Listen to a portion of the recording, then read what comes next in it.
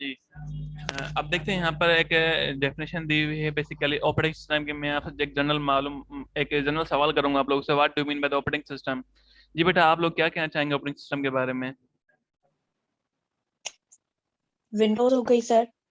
चलें वो तो ऑपरेटिंग सिस्टम है बेटा। ऑपरेटिंग सिस्टम तो है, चलें ठीक है मानते हैं, लेकिन आपकी कोई डेफिनेशन तो होगी इस चीज़ की कि भाई हम क्यों, विंडोज़ क्या है? सर मतलब ऑपरेटिंग सिस्टम जो है हार्डवेयर को हम यूजर से इंटरेक्ट करवाता है। Okay good. और कोई बेटा? सर ऑपरेटिंग सिस्टम एड़ो सिस्टम ਹੁੰਦਾ जो हार्डवेयर ऐं सॉफ्टवेयर जे विच में कनेक्टिविटी पैदा करे यूजर खे इंटरफेस प्रोवाइड कंदो आहे जंहिंजे बिल्कुल। ज़रिए यूजर पंहिंजा पंहिंजा ओके जेके स्पेसिफिक टास्क हूंदा आहिनि कंप्लीट करे सघंदो आहे। जी।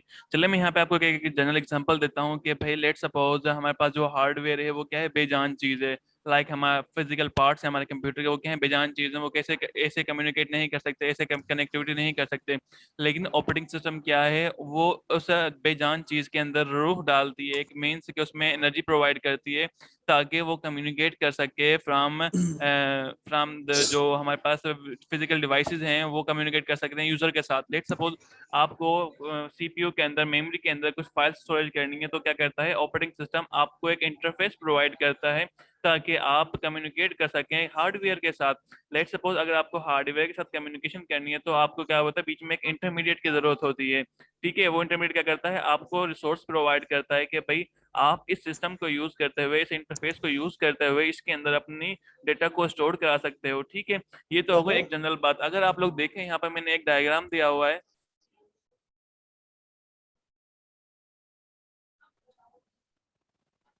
ये देखें यहाँ पर मैंने एक डायग्राम दिया हुआ है, hardware, operating system and and user. अब देखें हार्डवेयर में हमारे पास कौन कौन से आते हैं, like CPU, memory, hard drive etcetera, जो भी हमारे पास आती हैं। अब ऑपरेटिंग सिस्टम क्या है हमारे पास, हम इसको मिडिल लेयर भी कह सकते हैं, या हम इसको एक इंटरमीडिएट भी कह सकते हैं, या इसको हम एक कम्युनिकेशन का एक जरिया भी कह सकते हैं, जो क्या करता है, एंड यूजर की कम्युनिकेशन करवाता है किसके साथ, हमारी हार्डवेयर रिसोर्स के साथ।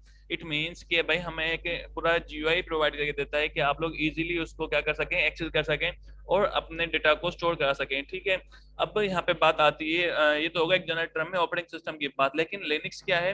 लिनक्स भी एक इज एन ऑपरेटिंग सिस्टम और kernel distributed under the open source licence. अब क्या है, लिनक्स भी हमारे पास एक ऑपरेटिंग सिस्टम है, लेकिन जो है कर्नल बेस्ड डिस्ट्रीब्यूटेड है। इसके जो भी प्रोसेस हैं, थ्रेड्स हैं, वो कर्नल मैनेज करता है। Its functionality list is quite like Unix. The kernel is a program at the heart of the Linux operating system that take care of the fundamental stuff like letting hardware communication with the software. अब ये point देखें, the kernel is the program at the heart of the Linux operating system that takes the care of the fundamental stuff like hardware communication with software. अब hardware की जो communication हो रही है software के साथ, वो कौन मैनेज करता है? कर्नल। कर्नल भी क्या है, एक सिस्टम सॉफ्टवेयर है, सिस्टम प्रोग्राम है, जो किसके अंदर पाया जाता है, लिनक्स ऑपरेटिंग सिस्टम के अंदर होता है। लेट सपोज, ठीक है जी, लेट सपोज आपको कोई फाइल स्टोर करनी है, सही है, आपने अपना आप लोगों ने dev C plus plus use किया होगा सबने, I think C plus plus programming के लिए आप सबने। ठीक है, जैसे ही आप उस एप्लीकेशन को खोलेंगे, उस सॉफ्टवेयर को खोलेंगे, उसमें आपको कोडिंग करनी है और वो फाइल आपको स्टोर करनी है, तो क्या करता है, हमें सिस्टम सॉफ्टवेयर सिस्टम प्रोग्राम हमें क्या करते हैं, उन सबको मैनेज करते हैं। लेट सपोज जब आप अपने प्रोग्राम को एग्जीक्यूट करते हो तो उसके बैक एंड पे कर्नल उसके प्रोसेस को मैनेज कर रहा होता है। तो यहाँ पे कर्नल क्या है, is a heart of Linux operating system. हम इसको कह सकते हैं कि भाई लिनक्स ऑपरेटिंग सिस्टम के अंदर कर्नल हमारे पास क्या है, is a heart of system that's manage और make the fundamental communication between hardware and software. Software की हार्डवेयर के साथ जैसे कम्युनिकेशन होती है, वो हम इसमें सब क्या करते हैं, मैनेज करते हैं। अब यहाँ पे सवाल आता है कि why we use Linux instead of Windows. अगर आप लोगों ने देखा होगा कि भाई पूरी दुनिया में विंडोज की यूजर बहुत ज्यादा है एज कम्पेयर टू लिनक्स, लेकिन जब बात आती है इसकी रिलायबिलिटी की, इसकी फंक्शनलिटी की, आप लोगों ने देखा होगा कि भाई कुछ अरसे बाद विंडोज ऑपरेटिंग सिस्टम क्या होता है, डाउन हो जाता है, स्लो हो जाता है। ठीक है, लेकिन ऐसा किस में नहीं होता, ऐसा लिनक्स ऑपरेटिंग सिस्टम में नहीं होता। वो क्यों, वो क्योंकि अपने प्रॉपर्टीज को, अपने सारी चीज को मेंटेन करके बैठा कर करे हुए, इसलिए वो क्या है, मोर रिलायबल है as compare to other Windows. जब हमारी विंडोज स्लो हो जाती है तो हमें क्या करना पड़ता है, हमें विंडोज को दोबारा इंस्टॉल करनी पड़ती है, रीइंस्टॉल करनी पड़ती है, फ्रेश करनी पड़ती है, ताकि जो हमारा सिस्टम है वो बहुत फास्ट चले। ये आप लोगों ने देखा होगा भाई, मोस्टली जब हमारा विंडोज सिस्टम डाउन हो जाता है तो हमें क्या करनी पड़ती है, बोलते हैं भाई विंडो करप्ट हो गई, तो आप लोगों को यहाँ पे क्या करना चाहिए कि भाई यहाँ पे विंडो को चेंज करो। ये होता है मोस्टली सबके साथ। आई थिंक तो होता होगा।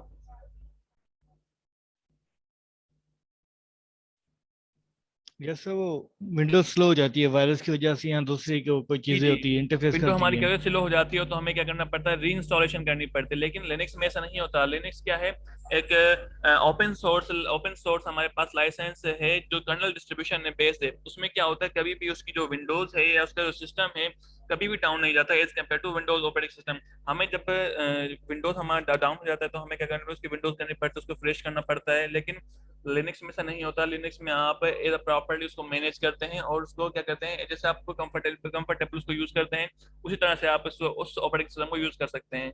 ठीक है। अब दूसरी बात ये आती है कि अब लिनक्स के अंदर जो हमारे पास प्रोसेस होते हैं उनको कर्नल मैनेज करता है, लेकिन विंडोज के अंदर हमारे पास प्रोसेस मैनेजमेंट का पूरा एक प्रोग्राम होता है जो हमारा क्या करता है, प्रोसेस को मैनेज करता है कि भाई कौन से प्रोसेस को कितनी मेमोरी देनी है, कौन से प्रोसेस को कब एग्जीक्यूट करना है, कौन से प्रोसेस को वेटिंग में डालना है, कौन से प्रोसेस को प्रायोरिटी देनी है।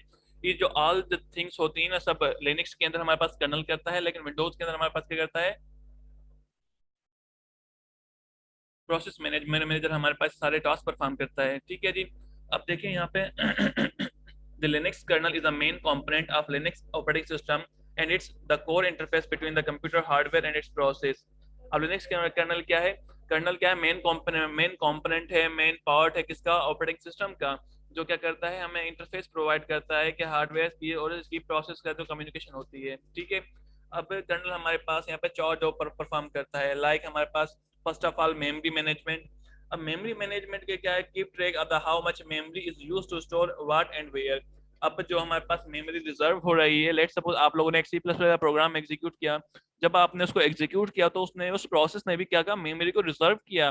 तो इस प्रोसेस को मैनेज करने के बैक एंड पे हमारे पास कर्नल का सारा फंक्शनलिटी प्रोवाइड करता है कि भाई मैं उसको पाथ प्रोवाइड करूं, मैं उसको एक प्रोसेस के लिए मेमोरी प्रोवाइड करूं और एक स्टोरेज के लिए उसको मेमोरी प्रोवाइड करूं। सब चीजें होती हैं वो हमारे पास कर्नल मैनेज करता है। ठीक है।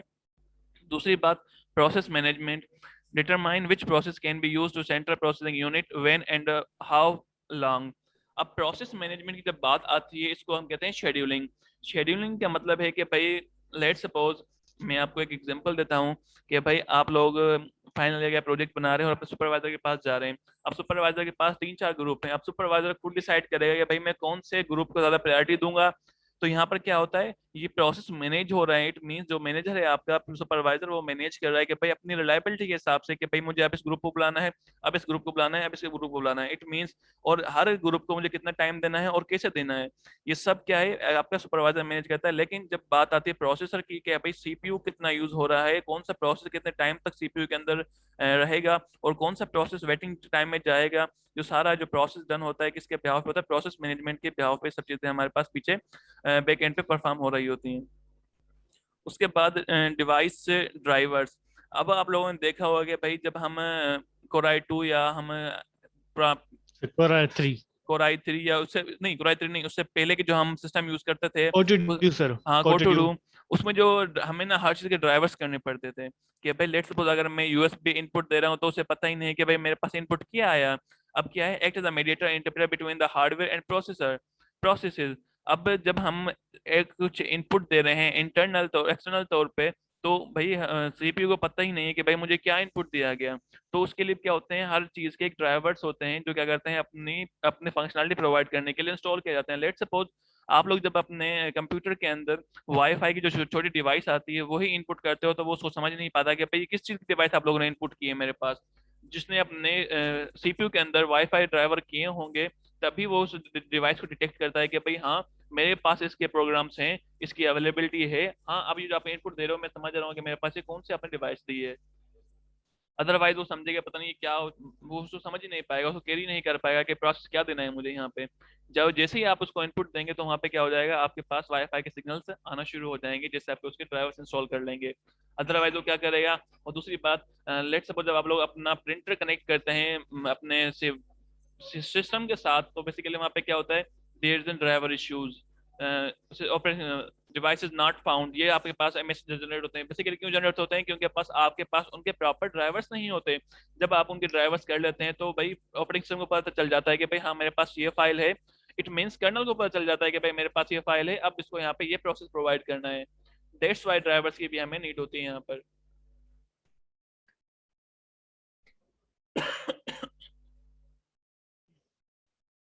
अब सिस्टम कॉल एंड सिक्योरिटी। अब सिस्टम कॉल क्या है बेसिकली, हम जब जो भी रिक्वेस्ट आती है हमारे पास मेन सर्विस से या प्रोसेस से, वो सबको हमारे पास सिस्टम कॉल मैनेज करता है।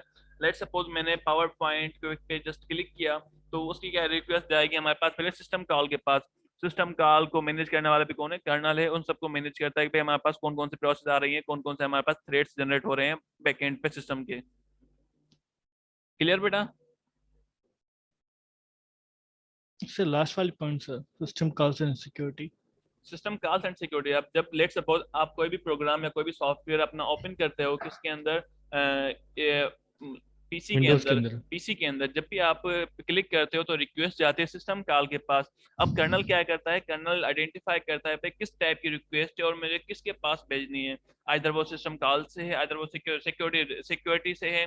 जब भी आप लोग को यूएसबी इनपुट देते हो तो वहाँ पे क्या आती है, अलर्ट आती है कि भाई इसमें वायरस है, इस डेंजरस फॉर यू। तो वो क्या होता है, वो भी हमारे पास सिक्योरिटी से अलर्ट आ रही होती है कि भाई जो आपने यूएसबी की रिक्वेस्ट दी थी हमें, हम इसको प्रोसेस नहीं करा सकते क्योंकि इसमें हमारे पास अनथ्रेड या अननेसेसरी इन्फॉर्मेशन है यहाँ पर बैकएंड पे। ओके ठीक है। ठीक है उसके सर। बाद यहाँ पर देख सकते हैं हमारे पास ऑपरेटिंग सिस्टम है बेसिकली 3 मोड होते हैं, user mode, kernel mode and hardware mode. किसके अंदर, लिनक्स ऑपरेटिंग सिस्टम के अंदर। अब देखें, अभी मैं सिस्टम कॉल की बात कर रहा था तो ये देखें, जब मैं सिस्टम कॉल की बात कर रहा था तो देखिए सिस्टम कॉल इंटरफेस वाला कर्नल। अब सिस्टम कॉल सबको मैनेज करने वाला कौन है, कर्नल है। फर्स्ट ऑफ ऑल हम आते हैं हार्डवेयर के ऊपर। Terminal controls, terminals, device control and taps, memory control, physical memory. अब हार्डवेयर में तो हमारे पास हम फिजिकल मेमोरी, प्राइमरी मेमोरी, उनकी मैनेजमेंट सब चीज आ गई। लेकिन कर्नल क्या है, अब कर्नल क्या है हमारे पास, single terminal handling character IO input output system, terminal drivers. अब जो इनपुट आउटपुट हमारे पास है, जब भी हम कुछ में इनपुट देते हैं या आउटपुट का कोई कमांड देते हैं तो उसके भी वो ड्राइवर्स को मैनेज करता है। File system blocking of input output and tape drivers. जब हमारी हार्ड डिस्क में वर्चुअल मेमोरी की जरूरत पड़ती है तो वहाँ पे क्या होता है, पेज स्वैपिंग होती है और सिस्टम स्वैपिंग होती है, इनपुट आउटपुट स्वैपिंग होती है, वो सबको मैनेज करने वाला कौन होता है, कर्नल होता है हमारे बैकएंड पे। CPU scheduling, page replacement, demand paging, virtual memory. अब सीपीयू शेड्यूलिंग के पे हमें कौन से प्रोसेस को कितना टाइम सीपीयू के अंदर रखना है, कितना टाइम तक नहीं रखना। उसके बाद पेज रिप्लेसमेंट, जब हमें अपनी फिजिकल मेमोरी को वर्चुअल मेमोरी में कन्वर्ट करना होता है ताकि हमारा जो प्रोसेस है फास्ट एग्जीक्यूट हो। उसके बाद डिमांड पेजिंग कि भाई हम किस प्रोसेस को प्रायोरिटी ज्यादा प्रोवाइड करें, वर्चुअल मेमोरी, ये सब चीज कौन मैनेज करता है, हमारे पास कर्नल मैनेज करता है।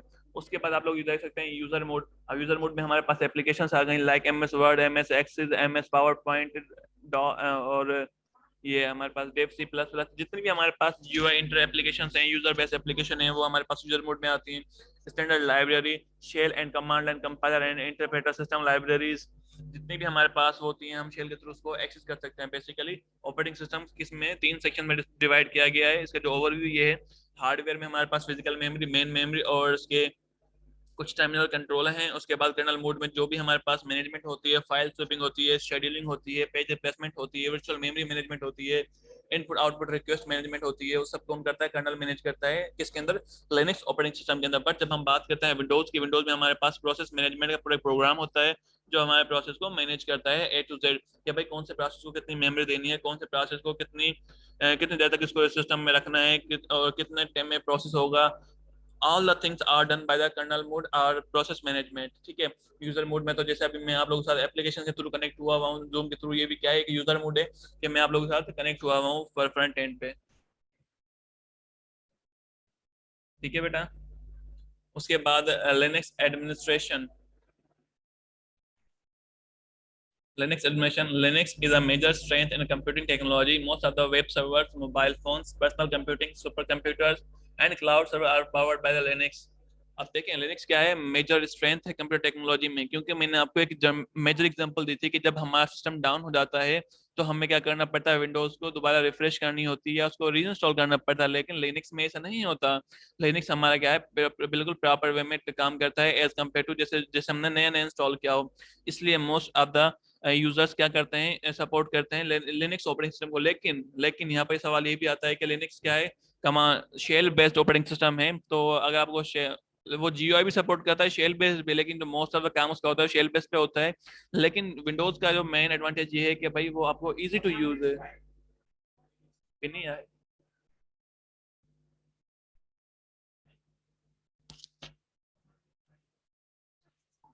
वो मचे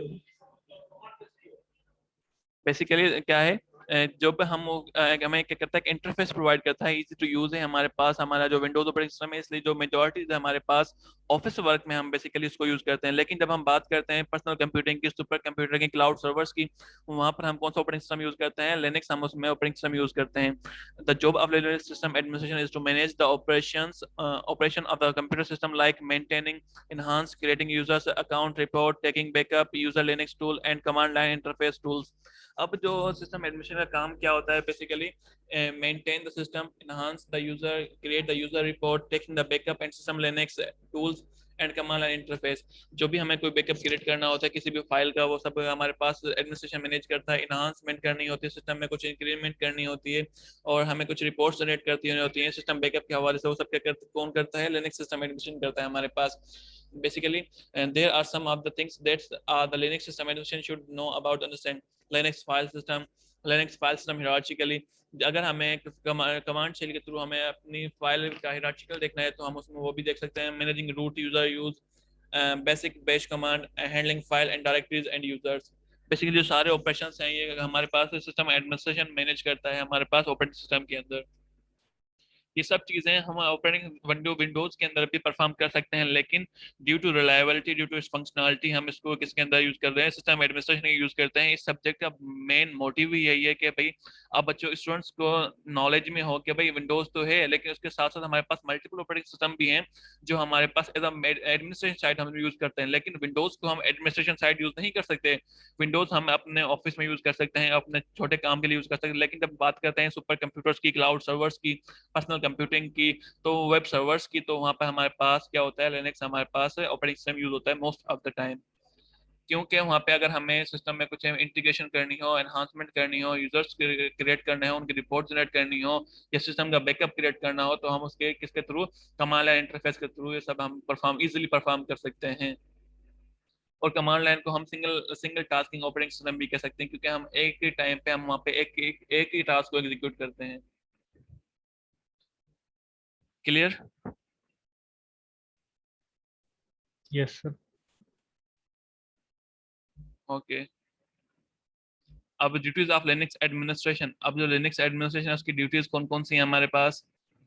maintain all the internet request inclusive to DNS, RADIUS, Apache, MySQL। अब क्या है? डोमेन नेम सिस्टम हमारे पास क्या होती हैं? इंटरनेट की रिक्वेस्ट होती हैं, जो सब मैनेज कौन करता है?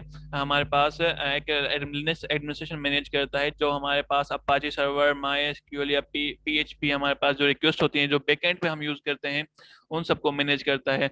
Taking a regular backup for data, create new, store, process and listing backup is one of the duties. अब उसके जो मेन ड्यूटीज वो क्या है?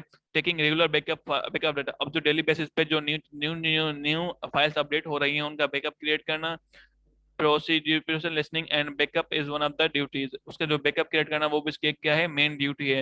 Analysing all the errors, logs and fixing along with providing the excellent customer support for the web hosting. अब जब हम web hosting करते हैं अपने किसी भी वेबसाइट की, तो उसमें जो भी एरर्स आती हैं उन सबको मैनेज करना, उनको फिक्स करना, उनको डिबग करना, उस सब का किसका काम होता है? लिनक्स एडमिशन का काम होता है। ISP and LAN customers are troubleshooting, increasing the support troubles। जब हमारे पास इंटरनेट में ट्रबल शूटिंग की एरर आती है तो इंटरनेट ISP जो फुल फॉर्म है internet service provider, and local area network में जो हमारे पास ट्रबल शूटिंग की जो एरर्स आती हैं नेटवर्क के अंदर, वो सब कौन मैनेज करता है? हमारे पास लिनक्स एडमिनिस्ट्रेशन मैनेज करता है। बेसिकली आप लोगों के साथ कभी ट्रबल शूटिंग का इश्यू हुआ है आप लोगों के साथ विंडोज के अंदर? होता है जब आपकी नेटवर्क की स्ट्रेंथ स्लो होती है तब जाके ये इशू आता है, अदरवाइज नहीं आता। सर उसके जब बाद वाईफाई कनेक्ट नहीं होती ना तब होता है। हाँ हाँ, मतलब वही क्योंकि जब आप लोग ट्रबल शूटिंग में आते हैं तो जब जब आपके पास येलो साइन आती है ना, इट मीन्स कि भाई आप कनेक्टेड तो हैं लेकिन उसमें इंटरनेट की एक्सेस नहीं है। इट मीन्स ISP प्रोवाइड नहीं किया, इंटरनेट सर्विस प्रोवाइड नहीं हो रही उसके अंदर। आप नेटवर्क के साथ कनेक्ट हैं लेकिन उसमें ISP नहीं है, वर्ल्ड वाइड कनेक्टिविटी नहीं है उसके साथ। इंटरनेट सर्विस प्रोवाइडर हमारे पास क्या है? एक प्रोटोकॉल है जो हमारे पास इंटरनेट की एक्सेस प्रोवाइड करता है हमारे नेटवर्क के अंदर। अगर मैं एक हॉटस्पॉट क्रिएट करता हूँ वो भी तो एक नेटवर्क है, लेकिन जब मैं उसके अंदर अपना डेटा पे इंप्लीमेंट करता हूँ तो वहाँ पे क्या हुआ कि मैंने ISP सर्विस भी अपने हॉटस्पॉट पे अलो कर दी कि अब आप लोग उस पर इंटरनेट शेयर कर सकते हो।